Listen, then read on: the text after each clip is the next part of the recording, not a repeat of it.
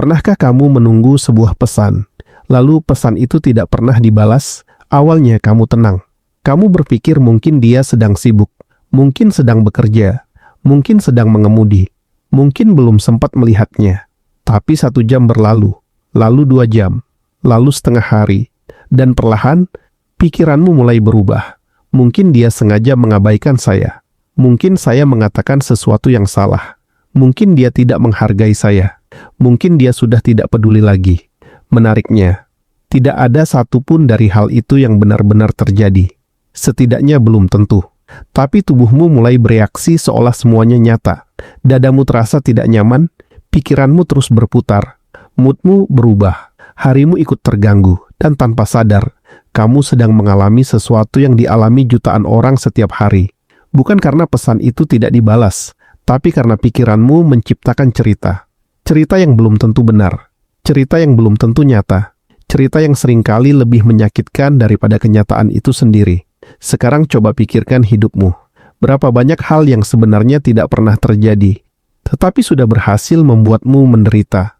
Takut kehilangan pekerjaan, takut uang tidak cukup, takut masa depan gagal, takut dianggap tidak berhasil, takut tertinggal dari orang lain, takut tidak dicintai, takut tidak dihargai, takut tidak cukup, dan ironisnya, sebagian besar ketakutan itu hidup di dalam pikiran, bukan di dalam kenyataan. Kamu mungkin pernah merasa iri kepada tetangga, marah karena kritik kecil, kecewa karena tidak dihargai, cemas karena masa depan, sedih karena kehilangan, atau merasa hidupmu berjalan lebih lambat dibanding orang lain. Jika iya, kamu tidak sendirian. Karena itulah yang akan kita bahas dalam video ini. Bukan tentang bagaimana membuat hidup menjadi sempurna, bukan tentang cara mendapatkan semua yang kamu inginkan, tapi tentang sesuatu yang jauh lebih penting. Bagaimana cara berhenti menjadi musuh bagi dirimu sendiri. Karena seringkali yang paling menyakitimu bukan dunia, bukan keadaan, bukan orang lain, melainkan cara kamu melihat semuanya. Dan jika kamu bisa mengubah cara pandangmu, mungkin hidupmu tidak akan langsung menjadi lebih mudah, tapi hidupmu akan menjadi jauh lebih ringan. Sebelum kita mulai, saya ingin kamu menuliskan 1 kalimat sederhana di kolom komentar. Saya siap mengubah cara saya melihat hidup. Bukan untuk saya, tapi sebagai komitmen untuk dirimu sendiri. Karena perubahan besar seringkali dimulai dari 1 keputusan kecil. Dan keputusan itu bisa dimulai hari ini. Sekarang, mari kita mulai. Bagian 1, kamu tidak menderita karena kejadian, tapi karena interpretasimu. Bayangkan seorang pria berusia 35 tahun. Pagi itu sebenarnya berjalan biasa saja. Ia bangun, minum kopi, bersiap bekerja. Tidak ada masalah besar, tidak ada kabar buruk, tidak ada musibah. Hidupnya mungkin tidak sempurna, tapi juga tidak buruk. Lalu saat sarapan, ia membuka media sosial, dan disitulah semuanya berubah. Ia melihat foto seorang teman lama, teman sekolahnya dulu, seseorang yang pernah duduk bersamanya di kelas, seseorang yang dulu nilainya biasa saja, seseorang yang dulu hidupnya tampak tidak jauh berbeda darinya. Tapi sekarang, temannya berdiri di depan rumah baru, dengan senyum lebar, di samping istri dan anak-anaknya. Di bawah foto itu tertulis, "Alhamdulillah, perjalanan panjang akhirnya membuahkan hasil." Pria itu menatap layar ponselnya.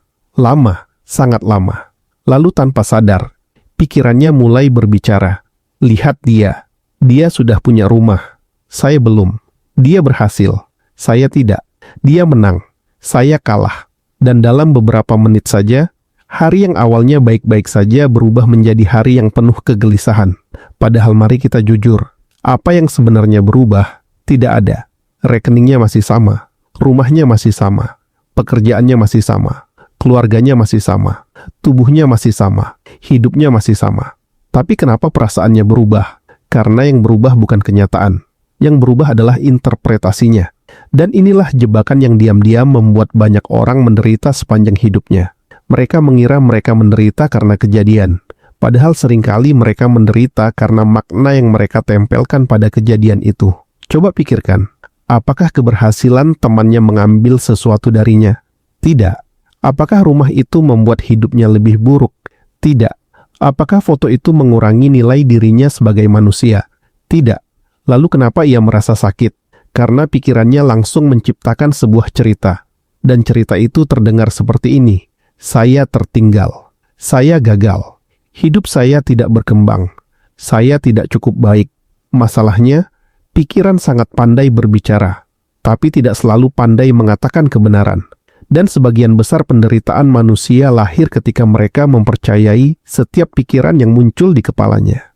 Bayangkan kamu sedang berdiri di depan sebuah cermin, lalu cermin itu retak. Ketika kamu melihat bayanganmu di sana, wajahmu terlihat rusak, bentukmu terlihat aneh, segalanya terlihat tidak normal. Sekarang pertanyaannya, apakah yang rusak adalah dirimu atau cerminnya? Tentu cerminnya. Tapi bayangkan jika kamu lupa bahwa cermin itu retak, kamu akan mulai percaya bahwa ada yang salah dengan dirimu. Dan itulah yang sering terjadi pada manusia. Kenyataan adalah kenyataan, tapi kita melihatnya melalui cermin pikiran kita. Dan jika cermin itu dipenuhi ketakutan, perbandingan, rasa rendah diri, dan keyakinan negatif, maka dunia akan terlihat jauh lebih buruk daripada yang sebenarnya. Karena seringkali, yang kita lihat bukan dunia, yang kita lihat adalah pikiran kita sendiri. Inilah yang dipahami oleh para filsuf Stoik ribuan tahun lalu. Mereka memahami bahwa dunia luar tidak memiliki kekuatan sebesar yang kita kira. Yang memiliki kekuatan besar justru adalah penilaian kita terhadap dunia. Epictetus pernah mengajarkan bahwa manusia tidak terganggu oleh suatu peristiwa. Mereka terganggu oleh pandangan mereka tentang peristiwa tersebut. Kalimat itu terdengar sederhana, tapi jika benar-benar dipahami, kalimat itu bisa mengubah hidup seseorang. Karena tiba-tiba kamu menyadari sesuatu. Mungkin selama ini masalah terbesar bukanlah keadaan. Mungkin selama ini masalah terbesar adalah cara kamu memandang keadaan. Mari kita lihat contoh lain. Bayangkan ada dua orang yang kehilangan pekerjaan. Orang pertama berkata, hidup saya selesai. Saya tidak punya masa depan. Semuanya hancur. Orang kedua berkata, ini sulit, tapi saya akan mencari jalan. Kejadiannya sama, pemecatannya sama, kesulitannya sama. Ada musuh lain yang bahkan lebih licik. Musuh yang membuat kita takut pada sesuatu yang belum terjadi. Musuh yang mencuri ketenangan hari ini demi masalah yang mungkin tidak pernah datang. Dan musuh itu adalah kecemasan tentang masa depan. Mari kita bahas itu di bab berikutnya. Bagian 2. Kamu tidak lelah karena hidup, tapi karena hidup di masa depan. Sekarang saya ingin kamu membayangkan seorang ayah. Malam sudah larut. Anaknya sudah tidur. Istrinya juga sudah terlelap. Rumah terasa sunyi. Tapi pria itu masih terjaga. Duduk sendirian di ruang tamu. Dengan cahaya layar ponsel yang menerangi wajahnya. Di tangannya ada kalkulator. Di kepalanya ada ribuan pikiran. Biaya sekolah anak.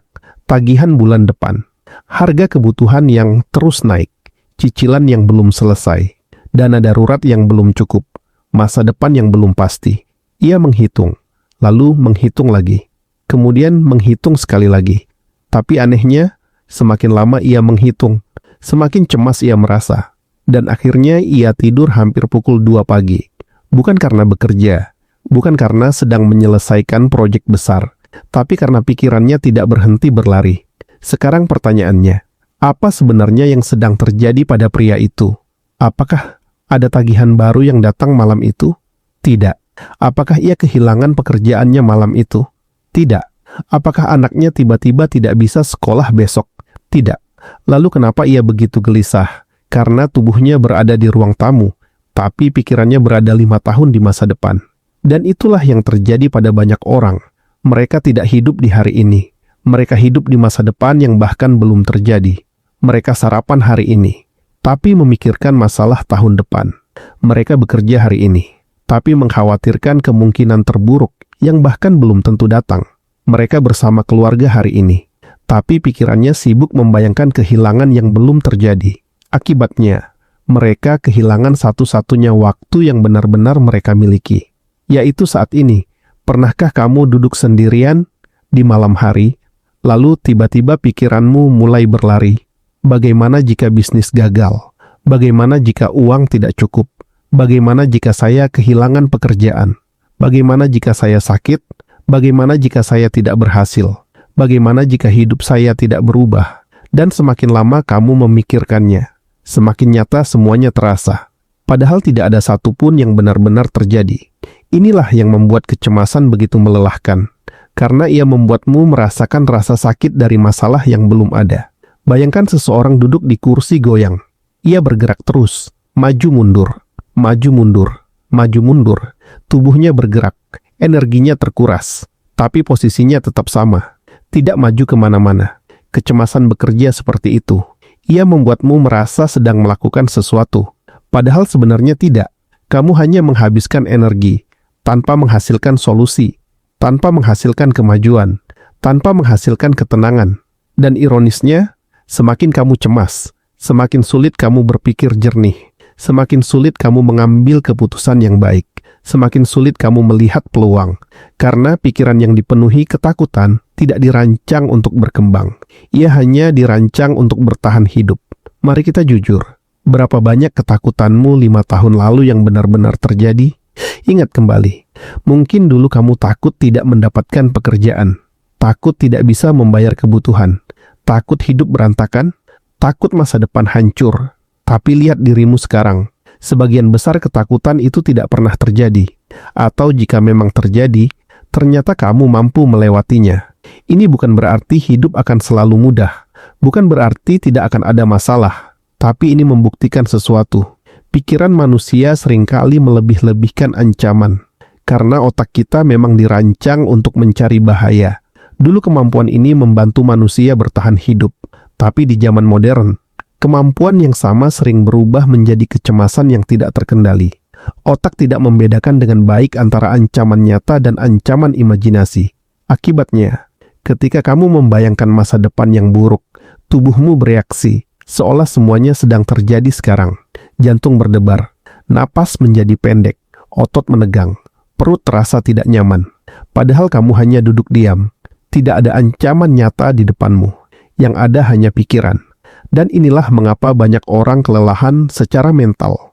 Bukan karena hidup terlalu berat, tapi karena mereka memikul beban yang bahkan belum ada. Bayangkan seseorang berjalan membawa tas. Di dalam tas itu ada batu. Satu batu bernama tagihan bulan depan. Satu batu bernama ketakutan kehilangan pekerjaan. Satu batu bernama kecemasan tentang masa tua. Satu batu bernama kekhawatiran tentang anak. Satu batu bernama kemungkinan gagal. Lalu setiap hari, ia menambahkan batu baru. Batu demi batu. Batu demi batu. Sampai akhirnya ia berkata, hidup ini terlalu berat. Padahal sebagian besar batu itu bahkan belum menjadi kenyataan. Bukankah itu yang sering kita lakukan? Kita memikul masa depan sebelum waktunya. Kita menderita 2 kali. Sekali dalam imajinasi, dan sekali lagi ketika masalah benar-benar datang. Padahal belum tentu masalah itu datang. Marcus Aurelius pernah menulis bahwa manusia lebih sering menderita dalam imajinasi daripada dalam kenyataan. Dan semakin tua saya memahami kalimat itu, semakin saya melihat betapa benarnya. Karena banyak orang menghancurkan hari ini demi masalah yang mungkin tidak pernah terjadi. Mereka tidak menikmati makan malam karena memikirkan bulan depan. Mereka tidak menikmati waktu bersama keluarga karena memikirkan tahun depan. Mereka tidak menikmati hidup karena sibuk memprediksi bencana. Padahal hidup hanya terjadi di satu tempat. Hari ini, saat ini, detik ini.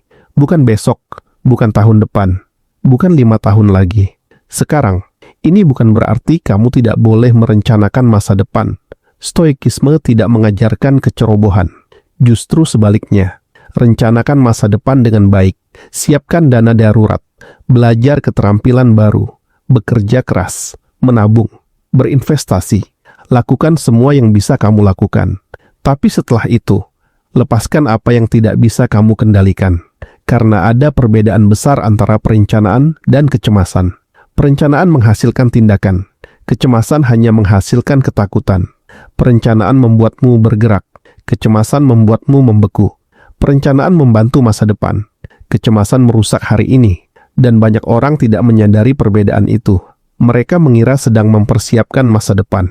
Padahal sebenarnya mereka sedang menyiksa diri sendiri. Sekarang saya ingin kamu membayangkan sesuatu. Bayangkan ada 2 orang. Keduanya menghadapi masalah finansial yang sama. Orang pertama menghabiskan malamnya dengan khawatir, mengeluh, membayangkan skenario buruk, panik, takut. Orang kedua duduk, mengambil kertas, membuat rencana, menghitung langkah berikutnya, lalu tidur. Masalah mereka sama, tapi kualitas hidup mereka sangat berbeda. Kenapa? Karena yang satu fokus pada apa yang tidak bisa dikendalikan. Yang satu fokus pada apa yang masih bisa dilakukan. Dan itulah inti stoikisme.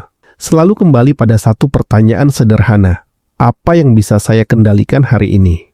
Bukan bulan depan, bukan tahun depan, hari ini. Karena disitulah kekuatanmu berada. Bukan pada ramalan masa depan, tapi pada tindakan saat ini. Mungkin kamu tidak bisa memastikan hidupmu selalu mudah, tapi kamu bisa memastikan dirimu terus berkembang. Mungkin kamu tidak bisa mengontrol ekonomi, tapi kamu bisa mengontrol kebiasaanmu. Mungkin kamu tidak bisa mengontrol semua hasil, tapi kamu bisa mengontrol usaha yang kamu berikan. Dan seringkali, itu sudah cukup, karena ketenangan tidak datang ketika semua masalah selesai. Ketenangan datang ketika kamu berhenti berusaha mengendalikan semuanya, dan mulai fokus pada bagian yang memang menjadi tanggung jawabmu. Namun ternyata, bahkan ketika kita berhasil mengatasi kecemasan tentang masa depan, masih ada musuh lain yang membuat hidup kita kacau. Musuh yang menghancurkan hubungan. Musuh yang membuat kita menyesal. Musuh yang dalam 1 menit bisa merusak sesuatu yang dibangun bertahun-tahun. Musuh itu adalah ketidakmampuan mengendalikan emosi. Dan itulah yang akan kita bahas di bab berikutnya. Bagian 3. Kamu tidak hancur karena emosi, tapi karena apa yang kamu lakukan saat emosi. Bayangkan seorang suami yang baru pulang kerja. Hari itu melelahkan. Jalanan macet, pekerjaan menumpuk, atasan menekan, pelanggan mengeluh. Dan sepanjang perjalanan pulang, ia hanya ingin beristirahat. Sesampainya di rumah, ia berharap menemukan ketenangan. Tapi yang terjadi justru sebaliknya. Anaknya menangis, rumah berantakan. Dan istrinya berkata, "Kamu bisa bantu sebentar." Kalimat sederhana. Tidak ada bentakan, tidak ada penghinaan, tidak ada serangan. Hanya satu permintaan biasa. Tapi karena pikirannya sudah penuh sejak pagi, kalimat itu terasa seperti beban tambahan. Dan akhirnya, ia meledak. Suaranya meninggi. Nada bicaranya berubah. Kata-kata yang tidak seharusnya keluar begitu saja. Ruangan mendadak sunyi. Anaknya diam, istrinya terdiam. Dan beberapa menit kemudian, saat emosinya mereda, penyesalan mulai datang. Ia sadar bahwa masalah sebenarnya bukan istrinya, bukan anaknya, bukan rumah yang berantakan. Masalahnya adalah dirinya sendiri. Dan sayangnya, momen seperti ini terjadi setiap hari. Di rumah, di kantor, di jalan, di media sosial, di mana-mana. Banyak orang menghancurkan sesuatu yang berharga dalam beberapa detik emosi, lalu menghabiskan berhari-hari, bahkan bertahun-tahun untuk memperbaikinya. Karena satu hal yang sering dilupakan manusia adalah ini. Emosi tidak pernah menjadi masalah utama. Masalahnya adalah tindakan yang mengikuti emosi itu. Kemarahan tidak merusak hubungan. Kata-kata saat marahlah yang merusaknya. Kesedihan tidak menghancurkan hidup. Keputusan saat sedih seringkali yang menghancurkannya. Ketakutan tidak selalu berbahaya, tapi keputusan yang dibuat karena ketakutan seringkali sangat mahal. Dan inilah yang dipahami oleh para filsuf Stoik. Mereka tidak berusaha menghilangkan emosi. Mereka memahami bahwa emosi adalah bagian dari manusia. Yang mereka latih adalah respon terhadap emosi tersebut. Karena ada perbedaan besar antara merasakan emosi dan diperbudak oleh emosi. Bayangkan sebuah percikan api kecil jatuh di tengah padang rumput kering. Awalnya sangat kecil, hampir tidak terlihat. Tapi jika tidak dikendalikan, percikan kecil itu bisa berubah menjadi kebakaran besar. Membakar pohon, membakar rumah, menghanguskan seluruh area. Kemarahan bekerja seperti itu. Awalnya hanya percikan. Seseorang berkata sesuatu. Seseorang tidak menghargaimu. Seseorang memotong antrean. Seseorang mengkritikmu. Awalnya kecil, tapi jika langsung diikuti reaksi, percikan itu berubah menjadi kebakaran. Dan seringkali, yang terbakar bukan orang lain, tapi hidupmu sendiri. Pernahkah kamu mengatakan sesuatu yang langsung kamu sesali? Kalimat yang keluar hanya beberapa detik, tapi penyesalannya bertahan berbulan-bulan. Mungkin bertahun-tahun. Mungkin kepada pasangan. Mungkin kepada orang tua.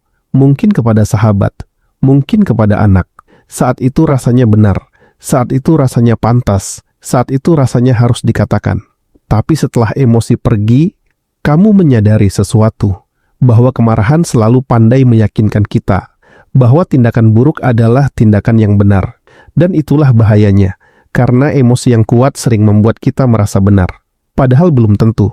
Marcus Aurelius pernah mengingatkan dirinya sendiri bahwa ketika marah, ia harus berhenti sejenak dan bertanya, apakah reaksi ini akan memperbaiki keadaan atau justru memperburuknya?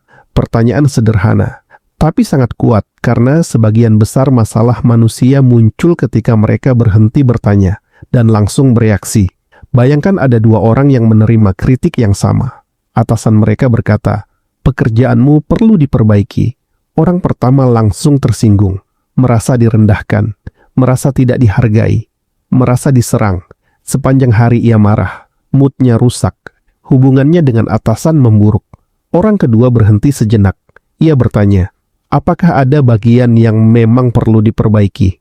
Jika ada, ia memperbaikinya. Jika tidak, ia melanjutkan hidupnya. Kritiknya sama, kalimatnya sama, situasinya sama, tapi hasil akhirnya berbeda. Kenapa? Karena respon yang berbeda menciptakan kehidupan yang berbeda. Dan mungkin inilah salah satu keterampilan paling berharga yang bisa dimiliki seseorang. Kemampuan untuk memberi jeda, bukan bereaksi seketika, tapi memberi ruang antara peristiwa dan respon. Karena di ruang kecil itulah kebebasan berada. Di ruang kecil itulah kebijaksanaan berada. Di ruang kecil itulah karakter dibentuk. Masalahnya, kebanyakan orang hidup tanpa jeda.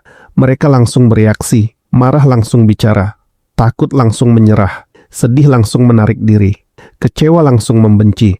Padahal seringkali, beberapa detik kesabaran bisa menyelamatkan bertahun-tahun penyesalan. Coba ingat kembali konflik terbesar dalam hidupmu, pertengkaran terbesar, penyesalan terbesar, hubungan yang rusak. Berapa banyak yang sebenarnya bisa dihindari jika saat itu kamu berhenti beberapa detik saja, jika saat itu kamu menarik napas, jika saat itu kamu diam sejenak, jika saat itu kamu memilih tidak bereaksi.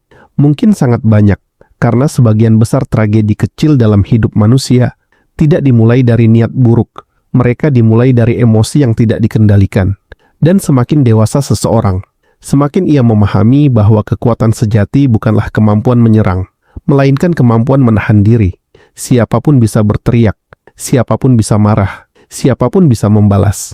Tapi tidak semua orang mampu mengendalikan dirinya sendiri. Dan orang yang mampu mengendalikan dirinya biasanya jauh lebih kuat daripada yang terlihat. Bayangkan seorang petinju profesional. Saat bertanding, ia tidak memukul secara membabi buta. Ia tidak menghabiskan energinya untuk setiap kesempatan. Ia menunggu, mengamati, mengendalikan diri.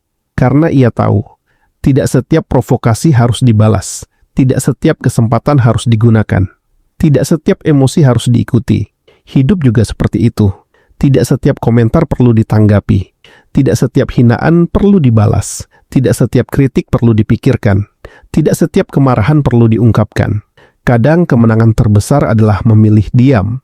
Bukan karena lemah, tapi karena cukup bijak untuk tahu bahwa tidak semua perang layak diperjuangkan. Dan inilah tamparan yang mungkin perlu kita dengar.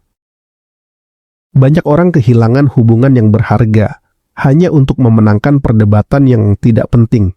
Mereka menang argumen, tapi kehilangan orang yang mereka cintai. Mereka membuktikan bahwa mereka benar, tapi menghancurkan kedekatan yang sudah dibangun bertahun-tahun. Apa gunanya? Karena pada akhirnya, orang tidak akan selalu mengingat apa yang kamu katakan, tapi mereka akan mengingat bagaimana kamu membuat mereka merasa. Dan satu ledakan emosi bisa meninggalkan luka yang sangat lama. Karena itu, lain kali ketika kamu marah, ketika emosimu memuncak, ketika dadamu terasa panas, ingatlah satu hal. Kamu tidak harus bereaksi sekarang. Tidak ada hadiah untuk respon tercepat. Tidak ada medali untuk kemarahan tercepat. Berhenti sejenak, tarik napas, beri jarak, beri waktu. Karena seringkali, keputusan terbaik lahir beberapa menit setelah emosi mereda. Dan orang yang mampu menguasai jeda itu sedang membangun sesuatu yang jauh lebih berharga daripada kemenangan sesaat. Ia sedang membangun penguasaan diri. Namun ternyata, bahkan ketika kita berhasil mengendalikan emosi, masih ada kebiasaan lain yang diam-diam mencuri ketenangan hidup kita. Kebiasaan yang membuat energi kita habis. Bukan karena pekerjaan, bukan karena keluarga, bukan karena masalah, tapi karena kita terlalu sibuk memikirkan apa yang dipikirkan orang lain. Dan itulah yang akan kita bahas di bab berikutnya. Bagian 4, kamu tidak kehabisan energi karena orang lain, tapi karena terlalu memikirkan penilaian mereka. Bayangkan seorang wanita muda. Suatu malam ia mengunggah sebuah foto. Tidak ada yang istimewa, hanya foto sederhana. Mungkin hasil kerja yang ia banggakan, mungkin momen bersama keluarga, mungkin pencapaian kecil yang ingin ia abadikan. Awalnya ia merasa senang, lalu notifikasi mulai berdatangan. 1 komentar, 2 komentar, 10 komentar, puluhan tanda suka. Semuanya baik-baik saja.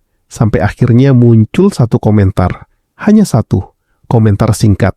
Komentar yang sebenarnya ditulis oleh seseorang yang bahkan tidak mengenalnya.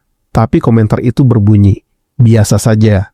Hanya 2 kata, biasa saja. Dan anehnya, dari puluhan komentar positif yang ia terima, pikirannya justru menempel pada 1 komentar itu. Sepanjang malam, ia membacanya lagi, lalu membacanya lagi, kemudian membacanya sekali lagi. Saat hendak tidur ia masih memikirkannya. Saat bangun pagi ia masih mengingatnya.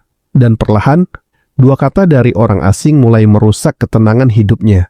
Sekarang pertanyaannya, apa yang sebenarnya membuatnya menderita? Apakah komentar itu? Atau perhatian yang ia berikan kepada komentar itu? Karena jika kita jujur, banyak dari penderitaan kita lahir bukan dari apa yang dikatakan orang lain, tapi dari betapa besarnya ruang yang kita berikan kepada pendapat mereka. Dan inilah jebakan yang dialami hampir semua manusia. Kita ingin diterima, kita ingin dihargai, kita ingin dianggap baik, kita ingin disukai. Tidak ada yang salah dengan itu, karena manusia memang makhluk sosial. Masalahnya muncul ketika harga diri kita mulai bergantung pada penilaian orang lain.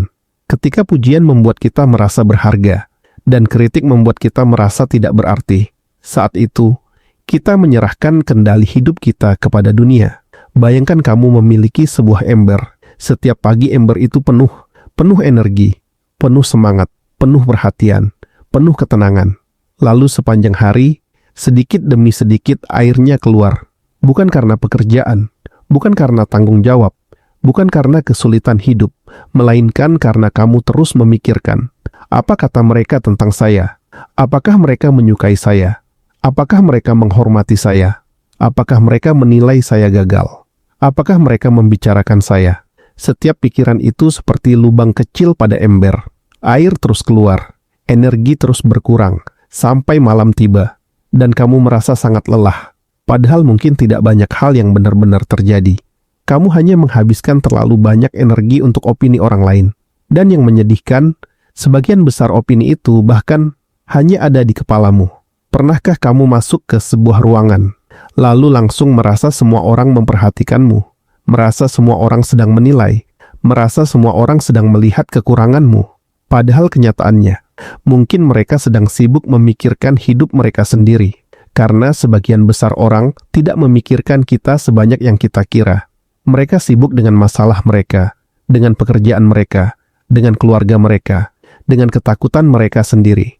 Tapi pikiran kita sering menciptakan ilusi bahwa kita adalah pusat perhatian semua orang. Dan ilusi itu sangat melelahkan. Ada sebuah kisah tentang seorang filsuf Stoik.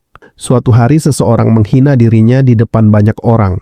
Orang-orang menunggu reaksinya. Mereka menunggu kemarahan, mereka menunggu pembelaan, mereka menunggu pertengkaran. Tapi sang filsuf hanya tersenyum, lalu pergi. Seseorang bertanya, "Mengapa kamu tidak marah?" Ia menjawab, "Jika seseorang menyebut seekor kuda sebagai sapi, apakah kuda itu berubah menjadi sapi? Tentu tidak, karena kenyataan tidak berubah, hanya karena seseorang mengatakannya. Dan begitu pula dirimu. Kamu tidak menjadi gagal hanya karena seseorang menyebutmu gagal. Kamu tidak menjadi bodoh hanya karena seseorang menyebutmu bodoh. Kamu tidak menjadi tidak berharga hanya karena seseorang tidak menghargaimu. Nilaimu tidak berubah hanya karena pendapat seseorang." Tapi masalahnya, kita sering lupa akan hal itu. Kita memberikan terlalu banyak kekuatan kepada suara-suara di luar diri kita. Bayangkan sebuah layang-layang. Ia terbang tinggi, tapi arah geraknya sepenuhnya ditentukan oleh angin. Ketika angin bergerak ke kanan, ia ikut ke kanan. Ketika angin bergerak ke kiri, ia ikut ke kiri. Ia tidak memiliki kendali. Sekarang bayangkan hidup seperti itu. Hari ini seseorang memujimu, kamu bahagia. Besok seseorang mengkritikmu, kamu hancur. Hari ini seseorang mengagumimu, kamu percaya diri. Besok seseorang meremehkanmu, kamu kehilangan semangat. Artinya apa? Artinya suasana hatimu berada di tangan orang lain. Dan itu adalah posisi yang sangat berbahaya. Karena kamu tidak bisa mengendalikan apa yang dipikirkan semua orang. Tidak sekarang, tidak besok, tidak pernah. Kamu bisa menjadi orang terbaik sekalipun. Tetap akan ada yang tidak menyukaimu. Kamu bisa bekerja sekeras apapun. Tetap akan ada yang meremehkanmu. Kamu bisa hidup dengan jujur. Tetap akan ada yang salah paham. Karena dunia tidak pernah memberikan persetujuan bulat kepada siapapun. Dan semakin cepat kamu menerima kenyataan itu, semakin damai hidupmu. Marcus Aurelius pernah menulis sesuatu yang sangat menarik. Ia mengingatkan dirinya sendiri bahwa orang-orang yang hari ini memuji kita, suatu hari akan mati. Dan orang-orang yang hari ini mengkritik kita, juga akan mati. Begitu pula kita. Bukan untuk membuat kita pesimis, tapi untuk mengingatkan bahwa banyak hal yang kita khawatirkan sebenarnya tidak sepenting yang kita kira.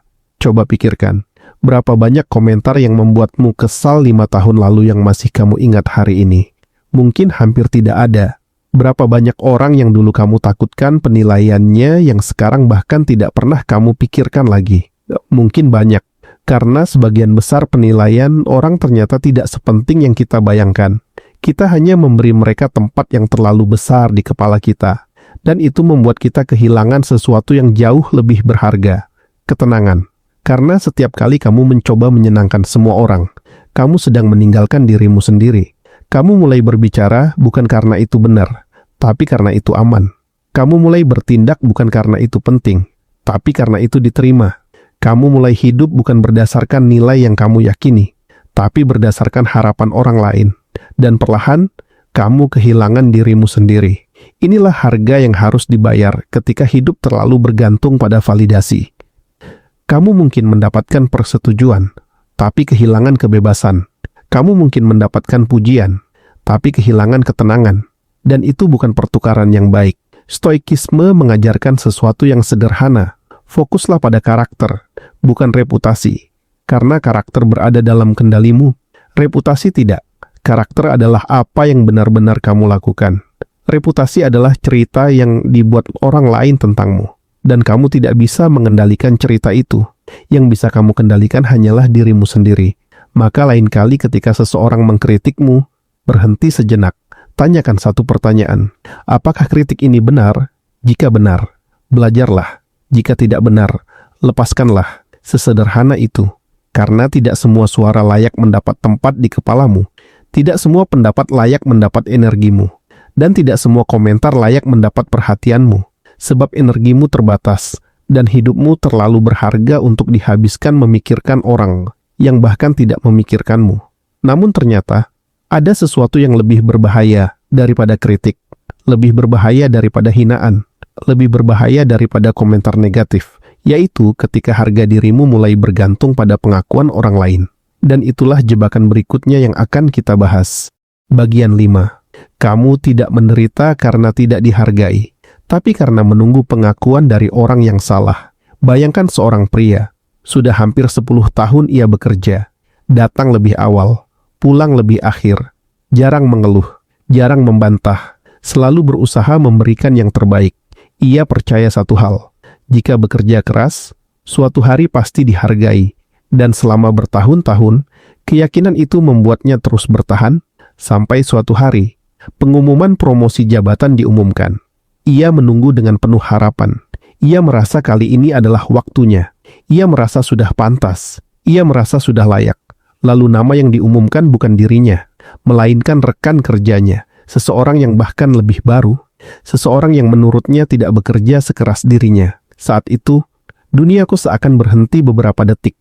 Dadanya terasa berat. Pikirannya mulai berbicara. Untuk apa saya bekerja selama ini? Ternyata semua usaha saya sia-sia. Tidak ada yang menghargai saya. Saya tidak dianggap. Dan perlahan, semangat yang dibangun bertahun-tahun mulai runtuh. Bukan karena pekerjaannya berubah. Bukan karena kemampuannya berkurang. Bukan karena hidupnya hancur. Tapi karena satu hal. Ia tidak mendapatkan pengakuan yang ia harapkan. Dan mungkin, Kamu pernah merasakan hal yang sama. Bukan di kantor, mungkin di tempat lain. Mungkin kamu sudah menjadi pasangan yang baik, tapi tidak dihargai. Mungkin kamu sudah menjadi anak yang berbakti, tapi tidak dipahami. Mungkin kamu sudah bekerja keras membangun usaha, tapi tidak mendapat dukungan. Mungkin kamu sudah berusaha membantu banyak orang, tapi tidak ada yang berterima kasih. Dan semakin lama, kamu mulai bertanya, kenapa tidak ada yang menghargai saya? Pertanyaan itu terdengar wajar. Manusia memang ingin dihargai. Itu normal. Masalahnya muncul ketika kebahagiaan kita mulai bergantung pada penghargaan tersebut.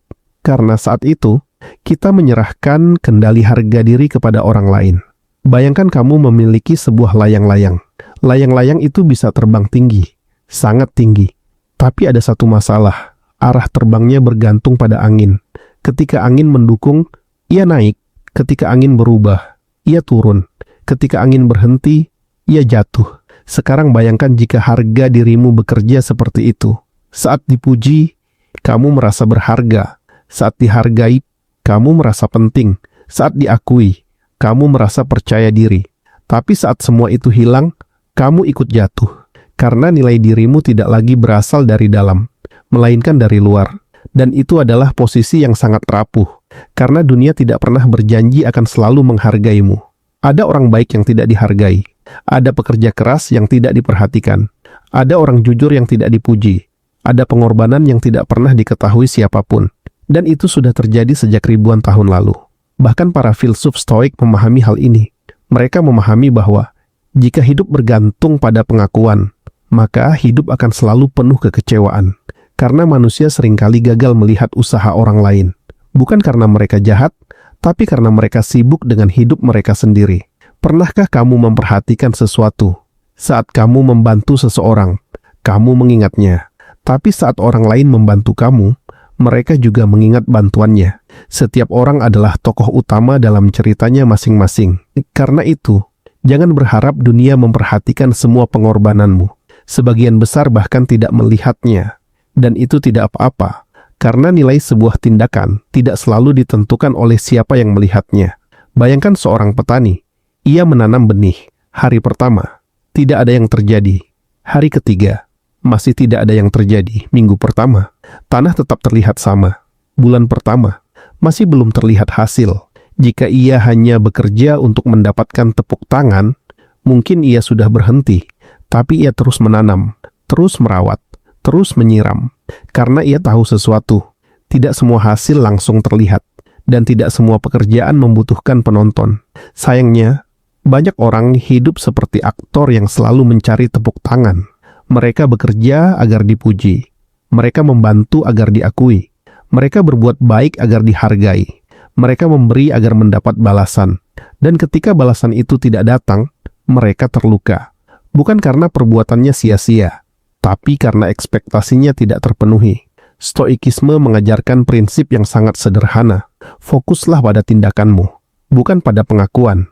Karena tindakan berada dalam kendalimu. Pengakuan tidak. Usahamu berada dalam kendalimu. Pendapat orang lain tidak. Karaktermu berada dalam kendalimu. Penilaian dunia tidak. Semakin cepat kamu menerima itu, semakin damai hidupmu. Sekarang saya ingin mengajukan pertanyaan yang mungkin tidak nyaman. Bagaimana jika selama ini kamu mencari penghargaan dari orang yang bahkan tidak mampu menghargai dirinya sendiri? Bagaimana jika selama ini kamu mengukur nilai dirimu menggunakan standar orang yang tidak benar-benar mengenalmu? Bagaimana jika selama ini kamu menunggu validasi dari orang yang bahkan tidak memikirkanmu? Bukankah Pepper itu aneh? Menyerahkan harga diri kepada orang lain, lalu berharap hidup terasa stabil. Tidak mungkin, karena orang lain berubah, pendapat berubah, situasi berubah, pujian berubah, penilaian berubah. Jika fondasi harga dirimu dibangun di atas sesuatu yang berubah-ubah, maka hidupmu juga akan ikut goyah. Marcus Aurelius adalah seorang kaisar, orang paling berkuasa di kekaisaran Romawi.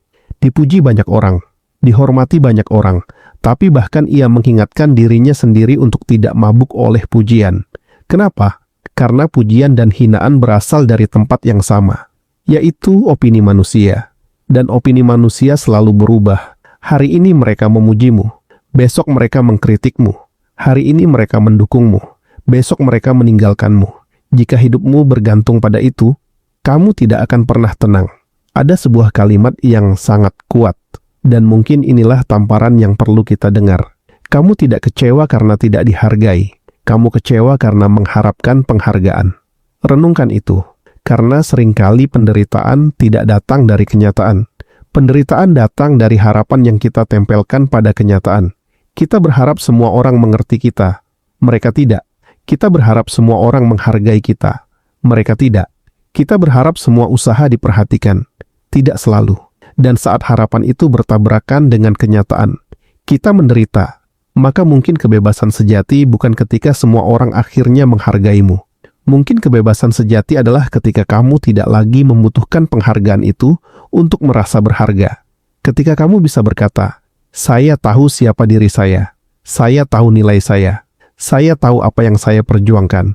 Dan itu sudah cukup, karena orang yang mengenal nilainya sendiri tidak perlu terus-menerus meminta dunia mengakuinya. Ia tetap bekerja meski tidak dipuji. Ia tetap berbuat baik meski tidak dilihat. Ia tetap bertumbuh meski tidak mendapat tepuk tangan. Karena sumber kekuatannya berasal dari dalam, bukan dari luar. Dan itulah kekuatan yang tidak bisa diambil siapapun. Namun ternyata, masih ada ujian yang jauh lebih berat daripada tidak dihargai. Ujian yang membuat banyak orang hancur. Ujian yang tidak bisa diselesaikan dengan kerja keras. Tidak bisa dihindari dengan disiplin. Dan tidak bisa ditolak meskipun kita memintanya. Ujian itu adalah kehilangan. Dan itulah yang akan kita bahas di bab berikutnya.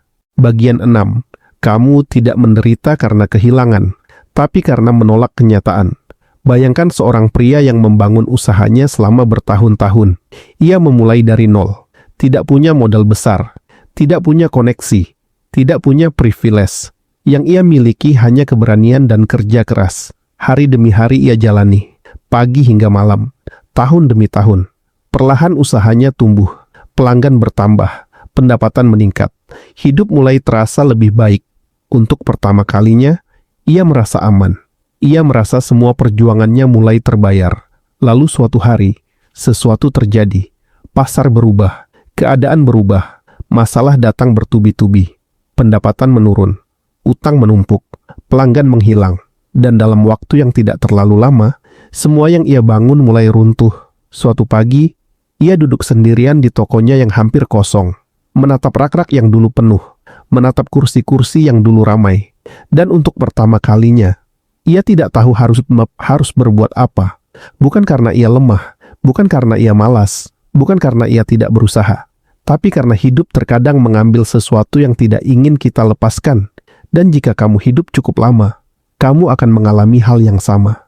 Mungkin bukan usaha, mungkin seseorang yang kamu cintai, mungkin sebuah hubungan, mungkin kesehatan, mungkin kesempatan, mungkin impian yang selama ini kamu kejar. Karena kehilangan adalah bagian dari hidup. Tidak ada seorang pun yang bisa menghindarinya. Tidak ada.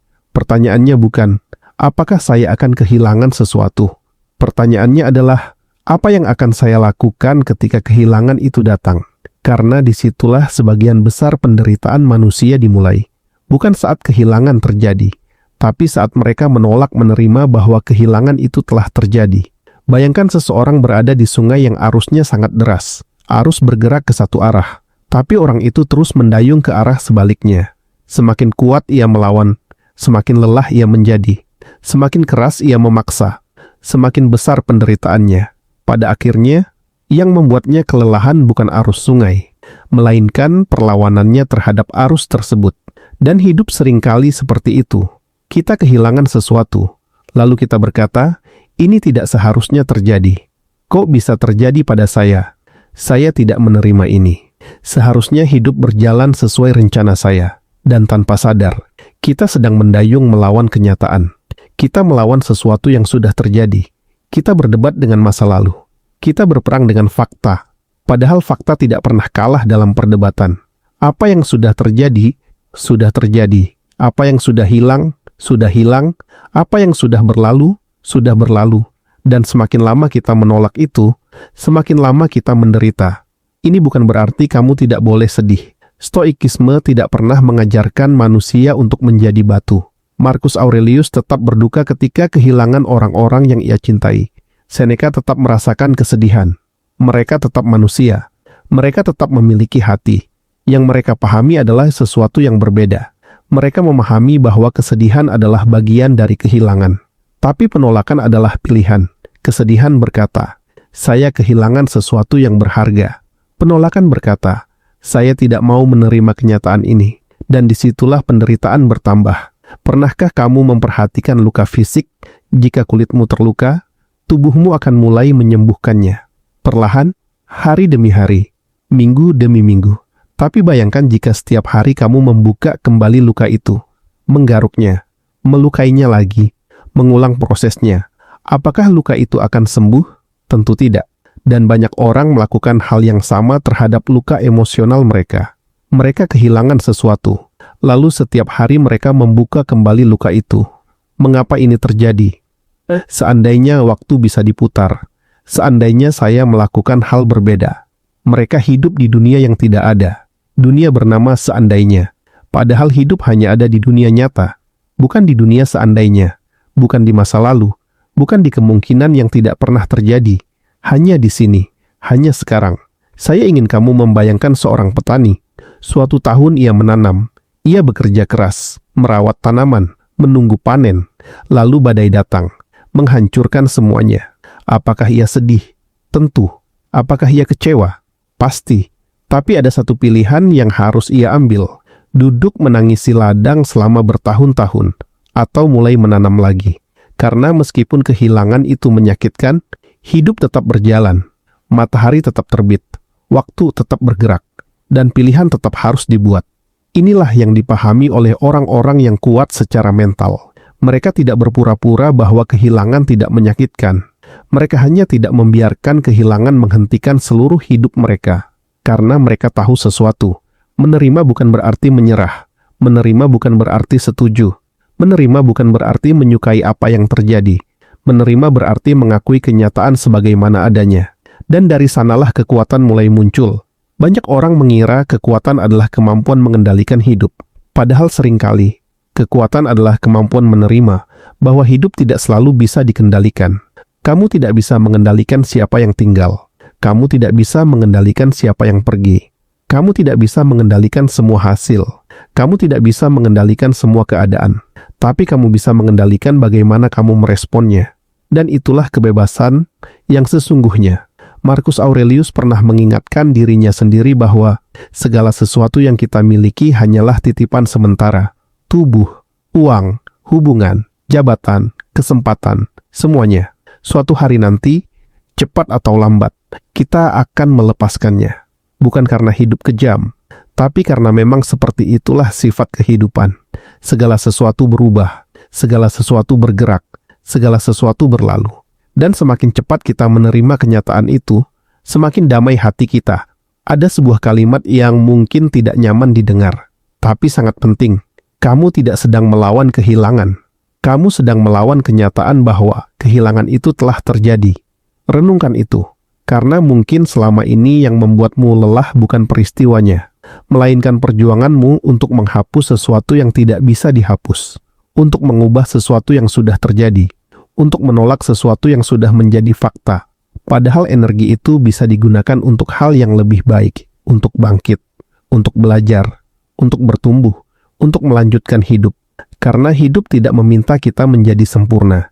Hidup tidak meminta kita selalu kuat.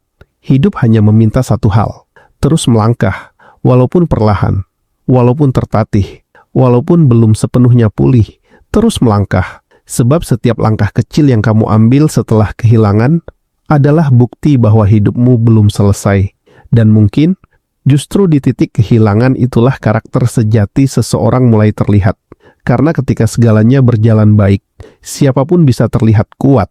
Tapi ketika semuanya runtuh, barulah terlihat siapa yang mampu berdiri kembali. Dan berbicara tentang karakter, ada satu kesalahan terakhir yang membuat banyak orang tetap terjebak di tempat yang sama selama bertahun-tahun. Bukan karena mereka kurang pintar, bukan karena mereka kurang berbakat, tapi karena mereka tidak membangun karakter yang mampu membawa mereka maju. Dan itulah yang akan kita bahas di bab berikutnya. Bagian 7, kamu tidak terjebak karena kurang berbakat, tapi karena tidak membangun karakter. Bayangkan seorang pemahat batu. Setiap pagi ia datang ke tempat yang sama. Di depannya ada sebuah batu besar, sangat besar, keras, kokoh, tidak menunjukkan tanda-tanda akan berubah. Lalu ia mengangkat palunya, memukul sekali. Tidak terjadi apa-apa. Memukul lagi, masih tidak terjadi apa-apa. 10 kali, 100 kali, 1000 kali. Batu itu masih terlihat sama. Jika ada orang yang hanya melihat hasilnya, mereka mungkin berpikir pekerjaannya sia-sia. Mereka mungkin berkata, tidak ada perubahan, tidak ada kemajuan, tidak ada hasil. Tapi sang pemahat tahu sesuatu yang tidak dilihat orang lain. Setiap pukulan meninggalkan jejak, meskipun jejak itu belum terlihat. Dan suatu hari, setelah ribuan pukulan, batu itu retak, lalu pecah. Orang-orang yang melihatnya berkata, pukulan terakhir itulah yang menghancurkan batu. Padahal mereka salah, bukan pukulan terakhir, melainkan seluruh pukulan yang datang sebelumnya. Dan hidup seringkali bekerja seperti itu. Masalahnya, banyak orang berhenti sebelum pukulan terakhir. Mereka menyerah ketika hasil belum terlihat. Mereka berhenti ketika perubahan masih tersembunyi. Mereka mengira tidak ada kemajuan. Padahal kemajuan sedang terjadi. Hanya saja belum tampak. Pernahkah kamu merasa seperti ini? Kamu sudah mencoba berubah. Sudah membaca buku, sudah belajar, sudah bekerja keras, sudah membuat rencana, sudah memulai kebiasaan baru. Tapi hidup masih terasa sama, masih belum kaya, masih belum berhasil, masih belum mencapai tujuan. Lalu perlahan muncul sebuah pikiran, mungkin saya memang tidak berbakat, mungkin saya memang tidak ditakdirkan berhasil, mungkin hidup saya akan begini selamanya. Dan tanpa sadar, kamu mulai berhenti, bukan karena tidak mampu, tapi karena kehilangan keyakinan. Padahal masalahnya bukan bakat, masalahnya adalah karakter. Karena dunia sering membuat kita percaya bahwa kesuksesan ditentukan oleh bakat, padahal lebih sering ditentukan oleh kemampuan bertahan saat hasil belum terlihat. Bayangkan dua orang, yang pertama sangat berbakat, yang kedua biasa saja. Orang pertama bekerja keras selama 3 bulan, lalu menyerah ketika tidak melihat hasil. Orang kedua bekerja keras selama 5 tahun, siapa yang lebih mungkin berhasil? Seringkali orang kedua, karena karakter mengalahkan bakat dalam permainan jangka panjang. Dan itulah yang jarang dibicarakan. Kita hidup di zaman yang menyukai hasil instan.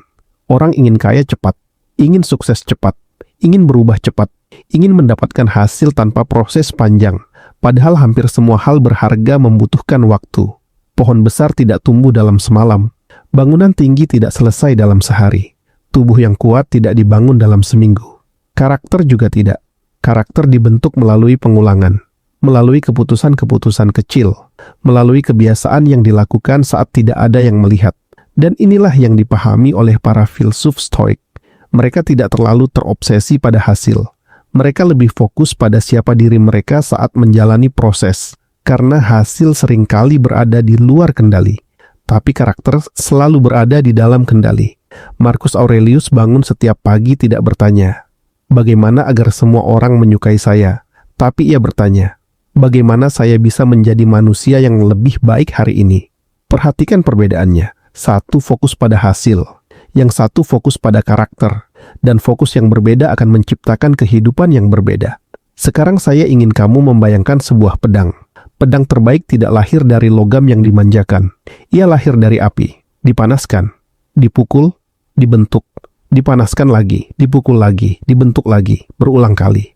Prosesnya tidak nyaman, prosesnya keras, tapi justru proses itulah yang menciptakan kekuatan. Manusia juga seperti itu. Kesulitan bukan selalu musuh.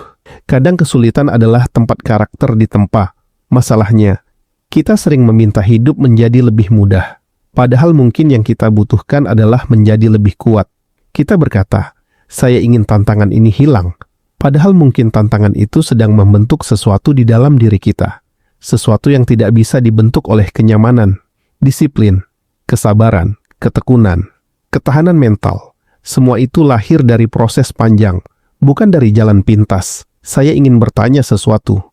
Jika semua tujuanmu tercapai hari ini, apakah kamu akan mampu mempertahankannya? Karena mendapatkan sesuatu dan mempertahankan sesuatu adalah dua hal yang berbeda. Banyak orang ingin kaya, tapi tidak membangun karakter untuk mengelola kekayaan. Banyak orang ingin sukses, tapi tidak membangun karakter untuk menanggung tanggung jawab kesuksesan.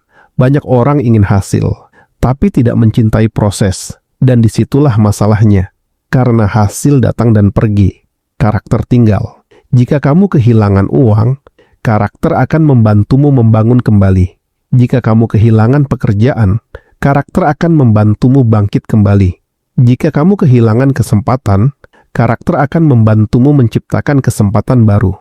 Karena aset terbesar manusia bukan apa yang ia miliki, melainkan siapa dirinya. Dan sayangnya, banyak orang menghabiskan hidup mengejar aset luar, sambil mengabaikan aset dalam. Mereka mengembangkan rekening, tapi tidak mengembangkan diri. Mereka memperbesar penghasilan, tapi tidak memperbesar karakter. Padahal karakter adalah fondasi.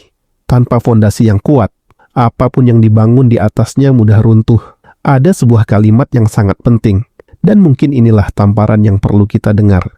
Disiplin terasa berat, tapi penyesalan jauh lebih berat.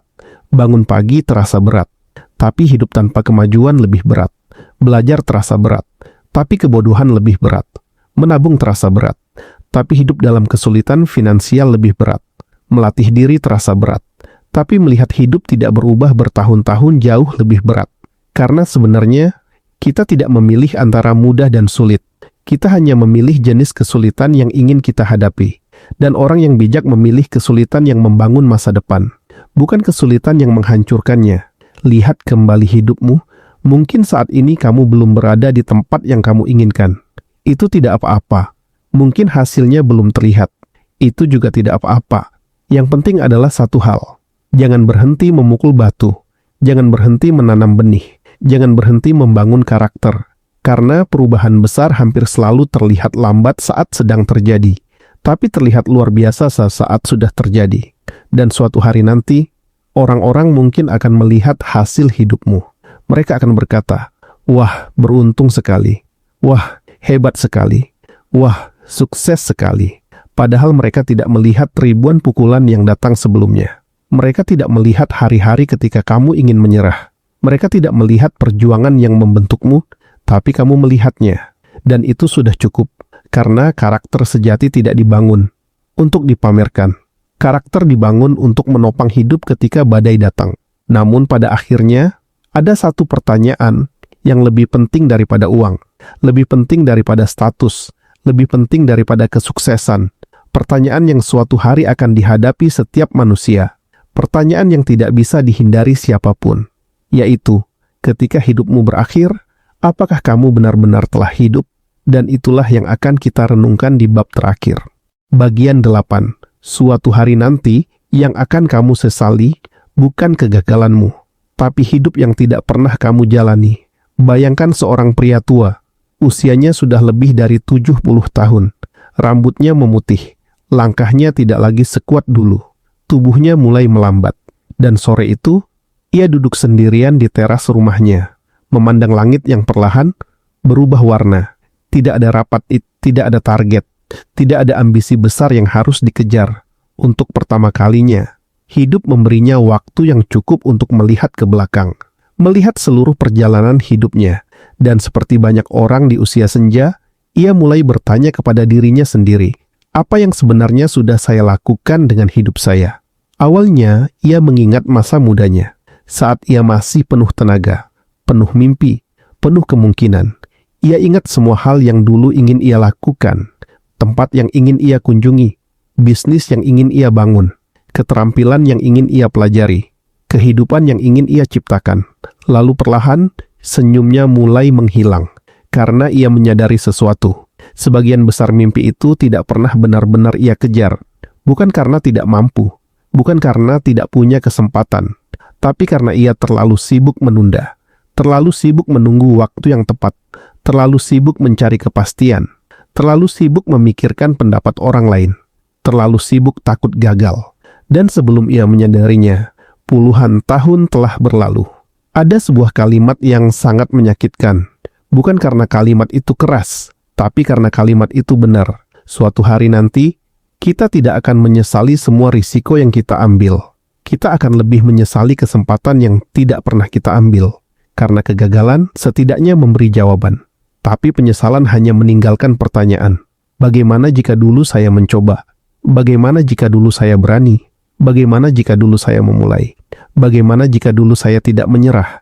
Dan pertanyaan-pertanyaan itu bisa bertahan jauh lebih lama daripada rasa sakit akibat kegagalan. Pernahkah kamu memperhatikan sesuatu? Saat masih muda, kita sering berpikir memiliki banyak waktu. Tahun depan saja, bulan depan saja, nanti saja. Tunggu lebih siap, tunggu lebih kaya, tunggu lebih percaya diri, tunggu keadaan lebih baik, tunggu kesempatan yang sempurna. Tapi hidup memiliki kebiasaan yang aneh. Ia bergerak lebih cepat daripada yang kita sadari.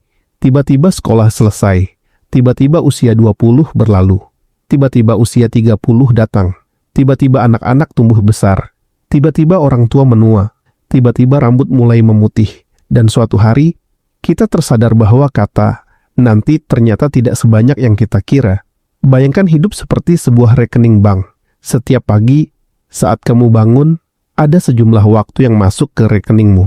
Dan setiap malam, sisa waktu yang tidak digunakan akan hangus selamanya.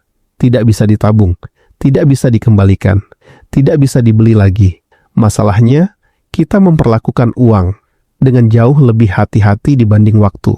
Kita takut kehilangan uang, tapi tidak takut menghabiskan tahun demi tahun tanpa arah. Kita takut investasi gagal, tapi tidak takut menginvestasikan hidup pada hal yang tidak penting. Padahal uang bisa dicari kembali, waktu tidak.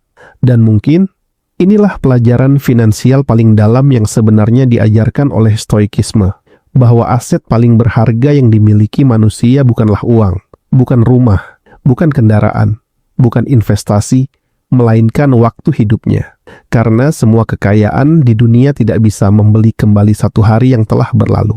Marcus Aurelius adalah seorang kaisar. Ia memiliki kekuasaan yang tidak dimiliki hampir siapapun. Ia bisa mendapatkan kekayaan. Ia bisa mendapatkan penghormatan.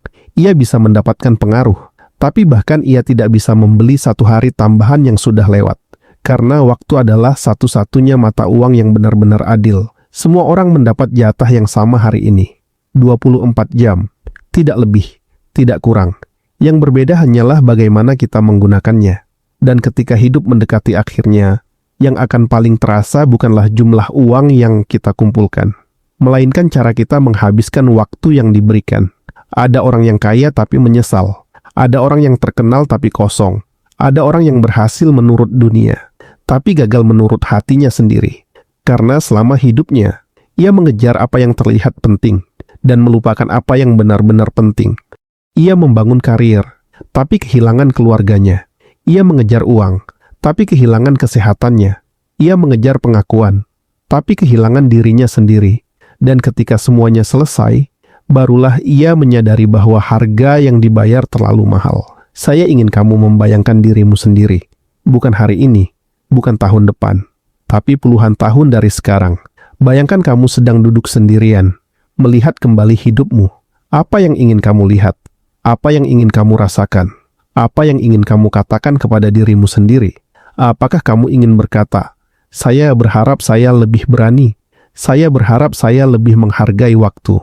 Saya berharap saya lebih sering bersama orang yang saya cintai. Saya berharap saya tidak terlalu takut. Atau, apakah kamu ingin berkata, saya tidak sempurna. Saya banyak gagal. Saya banyak salah. Tapi saya benar-benar hidup. Karena pada akhirnya, hidup bukan tentang menghindari semua kesalahan. Hidup adalah tentang memastikan bahwa ketakutan tidak mengambil terlalu banyak bagian dari perjalananmu. Dan jika kita melihat kembali semua yang telah kita bahas dalam video ini, sebenarnya semuanya mengarah pada satu hal yang sama. Di bab 1, kita belajar bahwa penderitaan sering lahir dari interpretasi kita. Di bab 2, kita belajar bahwa kecemasan muncul saat kita hidup di masa depan. Di bab 3, kita belajar bahwa emosi tidak berbahaya sampai kita menyerahkan kendali kepada emosi itu. Di bab 4, kita belajar bahwa terlalu memikirkan penilaian orang lain hanya menguras energi. Di bab 5, kita belajar bahwa menunggu validasi membuat kebahagiaan bergantung pada dunia. Di bab 6, kita belajar bahwa kehilangan menjadi penderitaan ketika kita menolak kenyataan. Di bab 7, kita belajar bahwa karakter jauh lebih penting daripada bakat.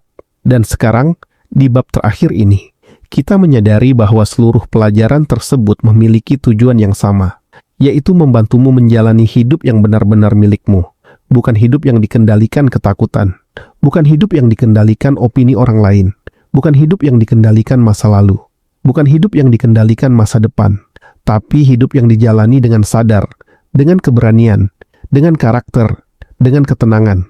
Karena suatu hari nanti, tidak ada yang akan bertanya berapa banyak uang yang kamu lihat di rekening setiap hari. Tidak ada yang akan bertanya berapa banyak orang yang menyukaimu di media sosial. Tidak ada yang akan bertanya berapa banyak orang yang memujimu. Yang tersisa hanyalah satu pertanyaan sederhana. Apakah kamu benar-benar hidup? Apakah kamu benar-benar hadir? Apakah kamu benar-benar menggunakan waktu yang diberikan kepadamu? Dan jika jawabanmu adalah ya, maka mungkin, terlepas dari segala kegagalan, terlepas dari segala kehilangan, terlepas dari segala kesulitan, kamu sudah memenangkan sesuatu yang jauh lebih berharga, yaitu kehidupan yang dijalani dengan penuh kesadaran. Sebelum kita mengakhiri video ini, jika ada satu pelajaran yang paling membekas di hatimu, tuliskan di kolom komentar. Saya ingin membacanya. Dan jika video ini memberimu perspektif baru tentang hidup, uang, waktu, dan kebahagiaan, dukung channel Filsafat Finansial dengan menekan tombol like dan subscribe, karena setiap dukungan membantu pesan seperti ini menjangkau lebih banyak orang yang mungkin sedang berjuang diam-diam dalam hidupnya. Terima kasih sudah menonton. Dan ingat, kamu mungkin tidak bisa mengendalikan semua yang terjadi dalam hidup, tetapi kamu selalu bisa mengendalikan cara kamu meresponnya. Dan seringkali, itu sudah cukup untuk mengubah segalanya.